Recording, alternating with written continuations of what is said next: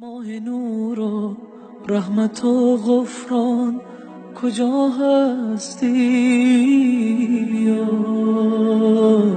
ماه شوق؟ به نام خداوند بخشنده و مهربان. از ابو هریره خداوند از او راضی باد روایت است که پیامبر صلی الله علیه و سلم فرمودند: شخص ماه رمضان را از روی ایمان و امید ثواب روزه دارد، گناهان گذشته اش بخشیده می شوند. روایت بخاری و مسلم.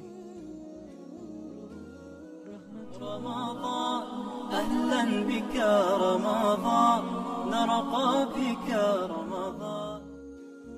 علما در شرح این حدیث می گویند هر شخصی که ماه رمضان را با ایمان کامل و امید ثواب و مغفرت پروردگار روزه دارد، خداوند مهربان گناه‌های صغیره گذشته او را می بخشد.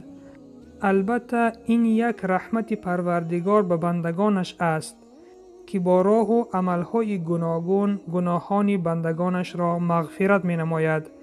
به این خاطر مسلمان باید روزه ماه رمضان را همچون عبادت بدنی محض و از روی ایمان و اخلاص انجام دهد، نه به خاطر یک نوع پرهیز و ورزش بدن و غیره.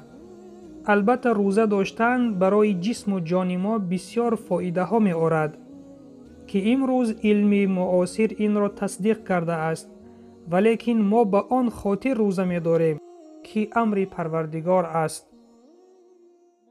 رمضان أهلا بك رمضان نرقى بك.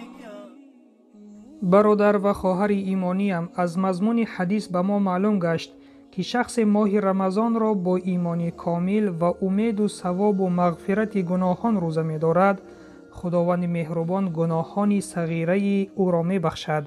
پس در ماه شریف رمضان باید به نیتهای خود نگریم که برای چی روزه می داریم؟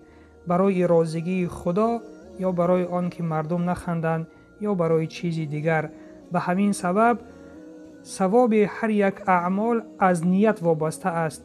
نیت را تنها خالص برای خدا بکنیم تا این روزه ما سبب مغفرت گناهان ما گردد. و سلام بر آن شخصانی که راه هدایت را پیش گرفتند.